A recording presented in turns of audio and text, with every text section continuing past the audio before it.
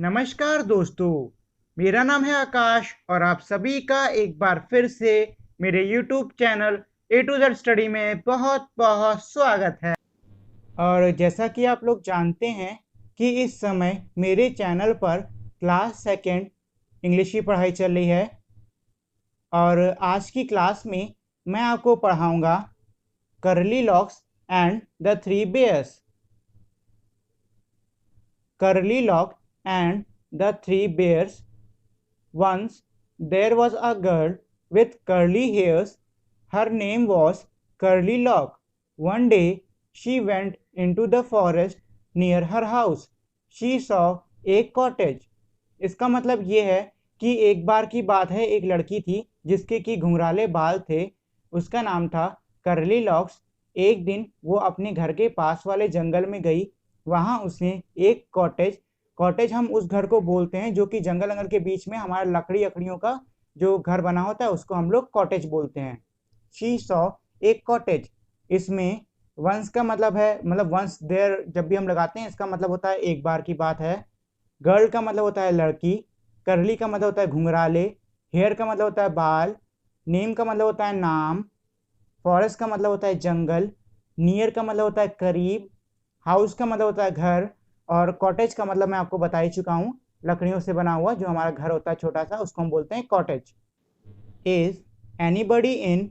She asked. There was nobody. The bear family lived in the cottage. They had gone for a walk. इसका मतलब ये है कि जब लड़की ने कॉटेज देखा तो वो कॉटेज के पास आई और फिर उसने पुकार लगाई, क्या कोई अंदर है? वहां से कोई भी अंदर से जवाब नहीं आया, क्योंकि उस कॉटेज में जो रहने वाली मतलब जो भालू का परिवार था वो टहलने के लिए बाहर गया हुआ था। इसमें एनीबडी का मतलब होता है कोई भी। नोबडी का मतलब होता है कोई नहीं। फैमिली का मतलब होता है परिवार। बेयर का मतलब होता है हमारा भालू। और गॉन का मतलब होता है जाना। और वॉक का मतलब होता है चलना। Curly Locks went in. She wanted to see who lived there. She saw three bowls of porridge on the table. There was a big bowl for Papa Bear. इसका मतलब ये है कि जो लड़की थी कर्ली लॉक्स, जब उसने आवाज़ लगाई और उसे अंदर से कोई भी जवाब नहीं मिला, तो जो कर्ली लॉक्स थी वो घर के अंदर चली गई। वो देखना चाहती थी कि इस घर में कौन रहता है।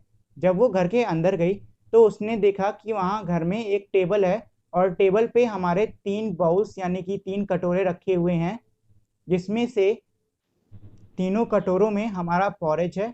पॉरेज हमारा एक टाइप का खाने का मतलब खाना ही होता है। सूप समझ लीजिए उसको, कुछ सब्जियों को काट वाट के सूप जब हम लोग मतलब मिला के बनाएंगे तो उसको हम पॉरेज कहेंगे। और उसके बाद है, उसने देखा कि वहाँ पे एक बहुत बड़ा बाउल रखा हुआ था जो कि पापा बियर का था।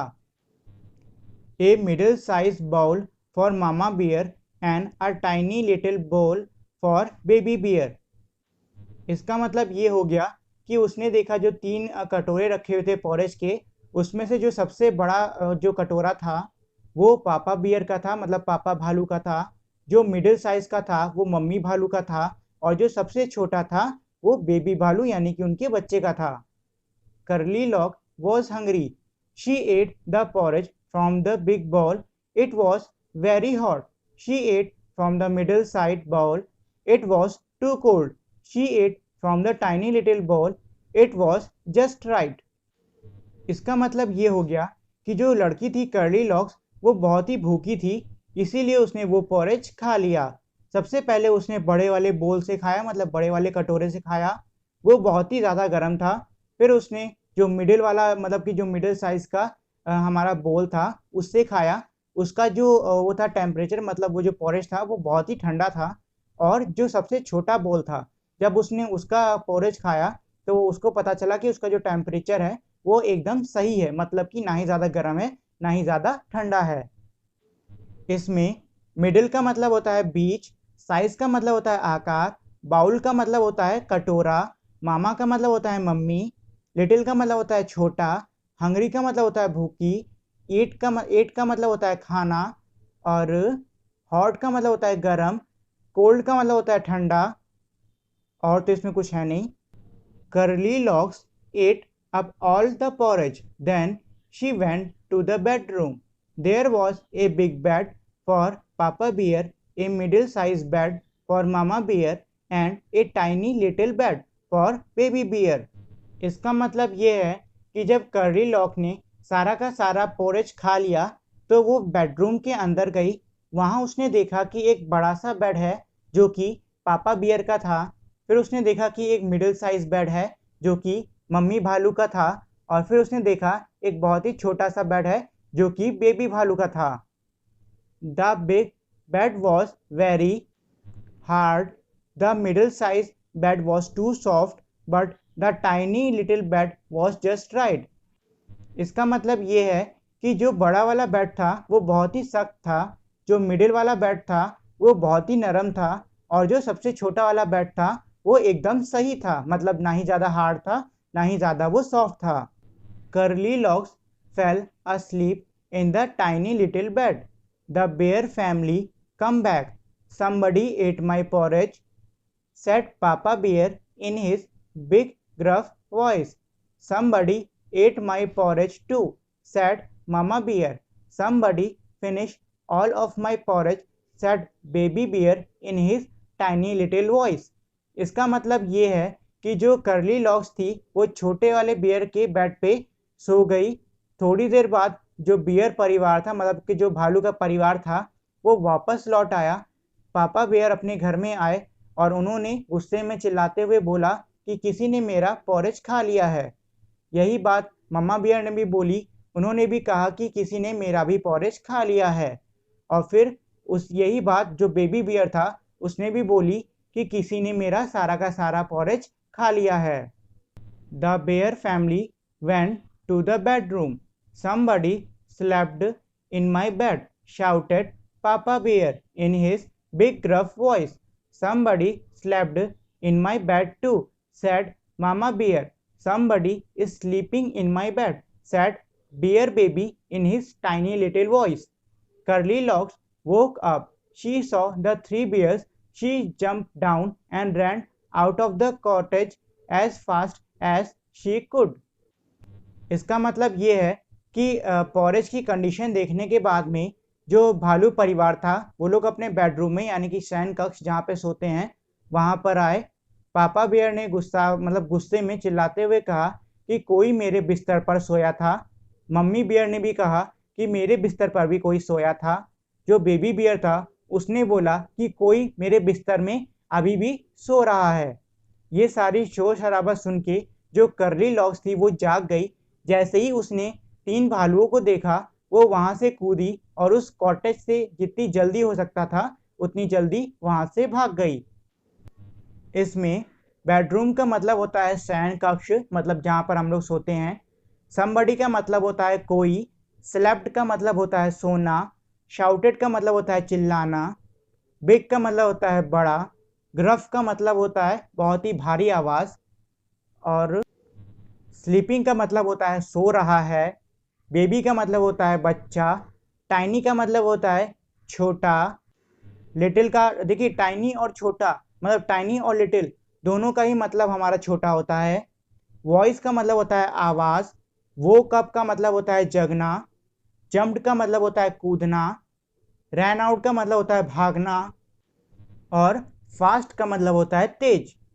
और ये जो हमारी स्टोरी है ये adopted from Goldilocks and the three bears, मतलब ये जो स्टोरी है ये गोल्डीलॉक्स और 3 भालुओं की कहानी से ली गई है।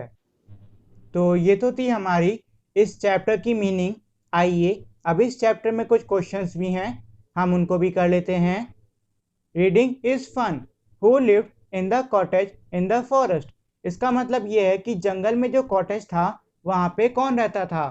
तो इसका आंसर होगा द बियर फैमिली, मतलब भालुओं का परिवार।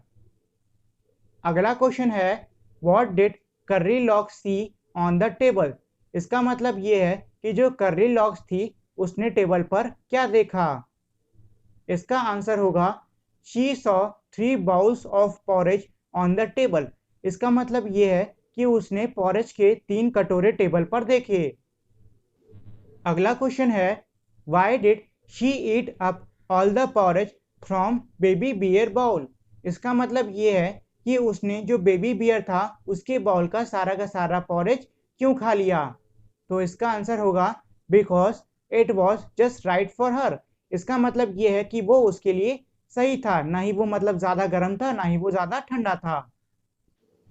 अगला क्वेश्चन है whose bed did Curly Locks sleep in and why.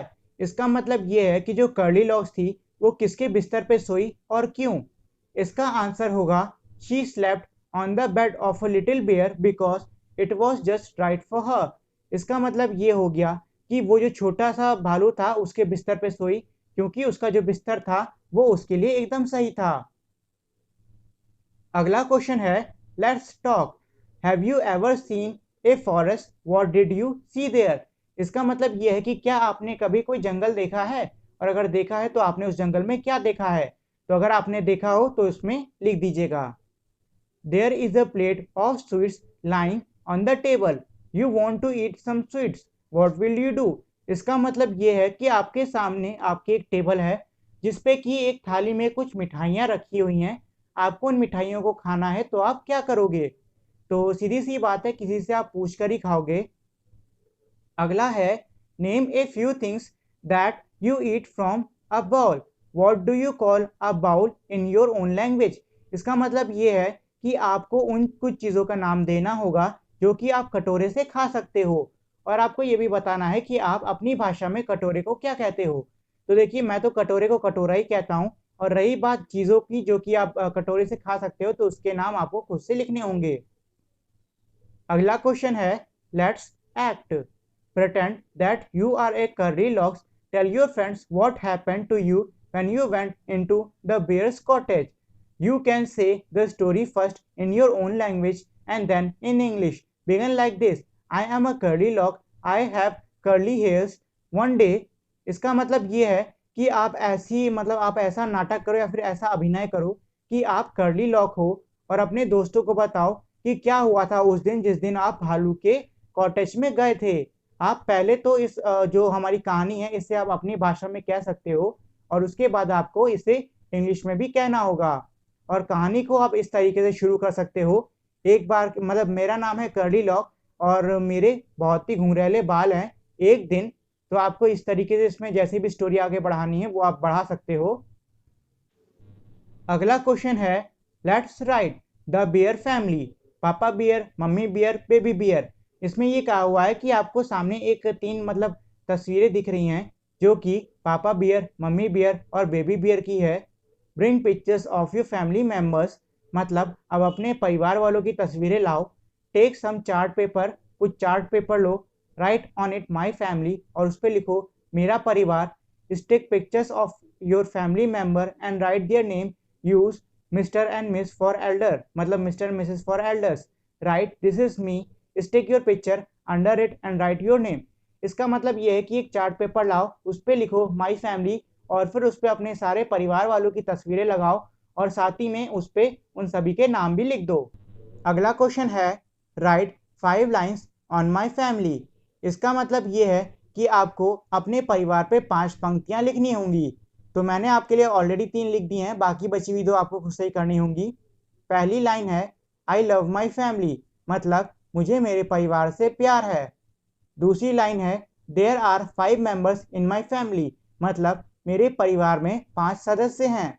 तीसरी लाइन है आई हैव 3 सिस्टर्स, मतलब मेरी 3 बहनें भी हैं। और इसके बाद बाकी बची हुई 2 लाइनें वो आपको खुद से ही करनी होंगी। अगला क्वेश्चन है लेट्स लिसन एंड एंजॉय।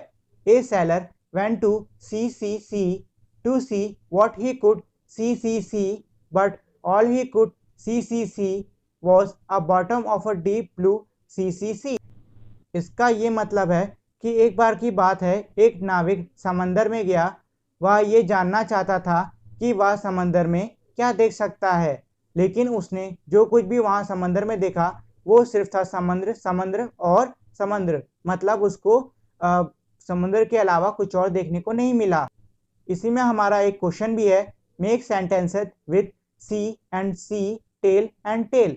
इसका मतलब यह है कि आपको समुद्र देखना, पूंछ और कहानी के बीच में मतलब इन सभी से एक एक वाक्य बनाने होंगे।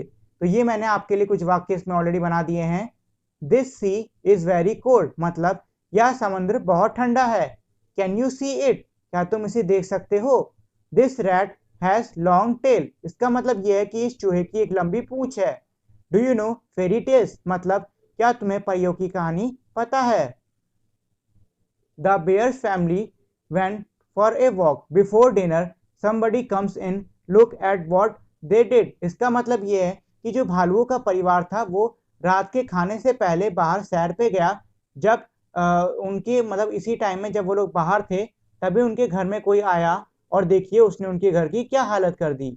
इसी में हमारा अगला क्वेश्चन है right about all the things kept in a wrong places, मतलब उन सभी चीज़ों के बारे में लिखिए जो कि गलत जगह पर रखी हुई हैं। जैसे कि ए बॉल, एक गेंद है वो कहाँ रखी हुई है, पापा बियर की पेट के ऊपर, मतलब अ बॉल ऑन पापा बियर्स प्लेट। अगला है ए फ्लावर, जो फूल है वो कहाँ रखे हुए हैं, मम्मी बियर के पेट पे, तो a flower on mamma bear's plate. उसके बाद है a plant under baby bear's chair, मतलब एक पौधा है जो कि बेबी बियर की मतलब उसकी कुर्सी के नीचे रखा हुआ है। इसी में हमारा अगला क्वेश्चन है what else do you see in the picture, इसका मतलब यह है कि आपको तस्वीर में और क्या दिख रहा है। तो इसका आंसर होगा we can see a round table, 3 chairs, 3 plates, fruit, flowers and many more. इसका मतलब ये है कि हम लोग देख सकते हैं एक गोल हमारी जो टेबल है उसको, 3 कुर्सियों को, 3 थालियों को, फलों को और फूलों को और कई सारी और भी चीज़ें। और इसी के साथ में हमारी आज की क्लास यहीं पे ख़त्म होती है। आप सभी का मेरे इस वीडियो को देखने के लिए बहुत बहुत धन्यवाद। अगर आपको ये वीडियो अच्छी लगी हो तो प्लीज़ मेरे इस वीडियो को लाइक करें, शेयर करें और मेरे चैनल को सब्सक्राइब करना ना भूलें। मिलते हैं हम अब अगली वीडियो में, तब तक के लिए नमस्कार।